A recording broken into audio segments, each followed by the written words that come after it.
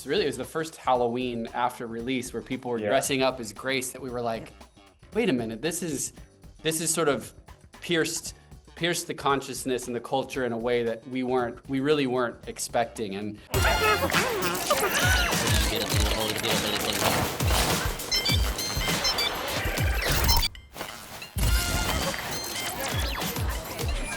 Hi Matt, hi Tyler, my name is Romina, I'm from Malditos Nerds Infobae in Argentina.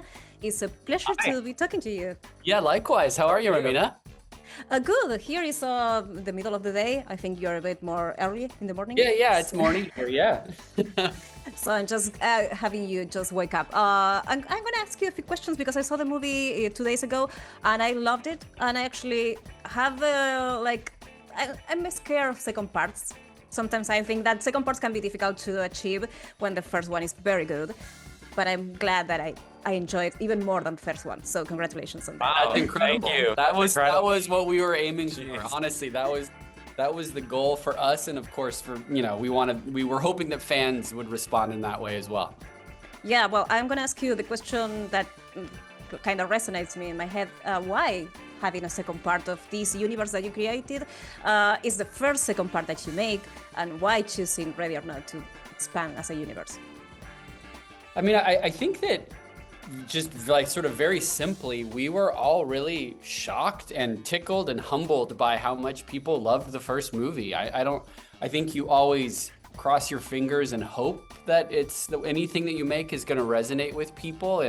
But I think it's still always a surprise when people not only love it, but you see them start to personalize it. And I think it really dawned on us. Really, it was the first Halloween after release where people were dressing up as Grace that we were like, wait a minute, this is sort of pierced the consciousness and the culture in a way that we really weren't expecting.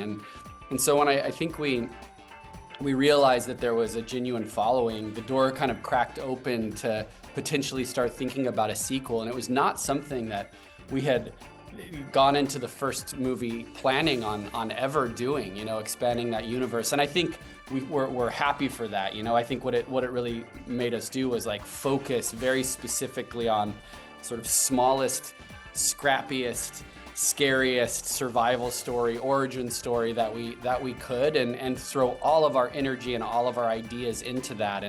And in a lot of respects, our approach to the sequel was exactly the same. Could there be a third? Maybe, but we're never gonna expect that or assume that that's the case. And so getting back together with the same group and throwing all of that same energy and all of that same dedication and all of those ideas into a sequel was just like, it was truly a dream come true. Yeah, well, I'm glad that you did. It didn't need a second part, but I'm glad that you did because it works perfectly. So congratulations on that. Hey. Oh, and also I have a question about the pacing of the movie because I really like the pacing that you have for your movies, and I think it's a little bit, maybe not, maybe yes, related to you coming from anthologies and doing shorter films. And I want to know if that's something that you carry along the movies that you make, or is something that maybe it's just your style. No, I think you're totally right. We started making shorts together and then parlayed that into anthologies, which are essentially shorts. And I think one of the things we learned in that part of our careers was get in as late as possible, get out as early as possible, make sure that every moment is entertaining. And if it's not, for some reason, whether it's scary, funny, emotional, whatever it is, if you're just treading water with the audience for some reason, see if there's a way to cut it, And so we're always really focused on making sure that the story is moving ahead and that the character's emotional journey is evolving, and that when it's not, we have a lot of conversations, especially in post, like, why do I get bored in this section? And how can we fix that? I don't want to check out when I watch this movie. And so it's something I think we really did learn that when we were making shorts. Well, you said something about related to the characters. How are they involved in the movie? How they are working with the movie? If they are fun or not? If something works, doesn't work? Your characters don't need much of a depth because they are absurd and they are evil, and that's all they need to be, and that's the fun part. But some characters maybe that they have a little bit more of development in this movie. So I want to ask you if you guys had to go back and forth more with one of the characters or more of them to see how they will fit in the movie. I think it really was.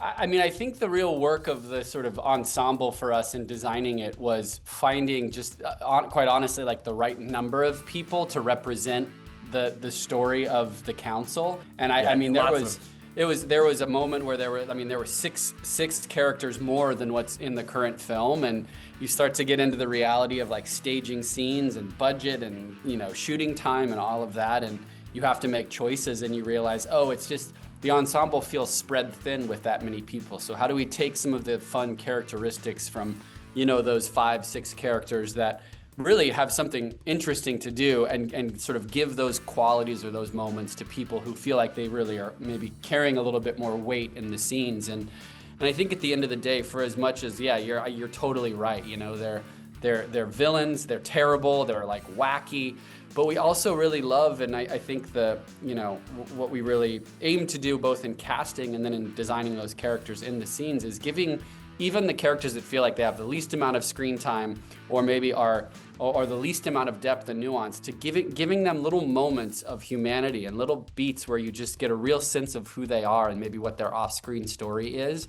And for us, that's just designing a character that's essential, right? Nobody can be redundant. Yeah, no one can be redundant, and we don't want anyone to feel disposable. Like everybody is like a very specific cog in the machine of the story. Killable. Yeah, killable, but not disposable. And that's really important to us. And I think it's why the ensemble in the first movie is great. It's why the ensembles in the 2 Scream movies that we made are great. The ensemble in Abigail, like we're really specific to make sure that every role is, and every character is really essential to what works about the story. I like the killable but not disposable. That's a great line. What you said about you talking about the characters, I'm gonna talk about the actors, because you recasted people from Abigail, and you also had Cronenberg doing a bit in the movie. Did you think about any of these characters previously, thinking about the actor, or it's just something that came out later? We love, you know, creating relationships with people, cast, crew, anybody we work with in any capacity. When it's a good relationship and it's a good creative collaboration, we're always thinking like, how can we do that again? How can we bring them back into the fold? And, you know, Kathryn is clearly a huge influence on this movie. And so bringing her from Abigail to this, it really unlocked a lot for us. And then the roles like the one that Kevin was playing, it's a very small role. You know, this was a limited budget on this movie. And that was us being like, I mean, Kevin would be great at this. We need somebody memorable. We love Kevin. Yeah, it's like such and he's got a potential kill. Yeah, and he's got to come in, make a really big impact really quickly, and then he's out of the movie.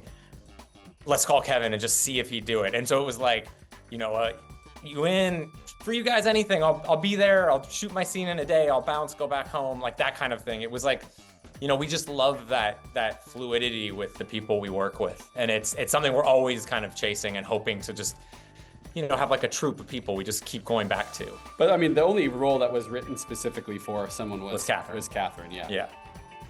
Okay, thank you guys. It's been a pleasure. I would love to talk with you a bit more, but I have to let you go. I love the movie. I love everything that you have done with the universe. So much. It really does. Thank you. Really appreciate it. Thank you. Thank you so much. Have a nice day. Thank you. Too. Bye. Bye.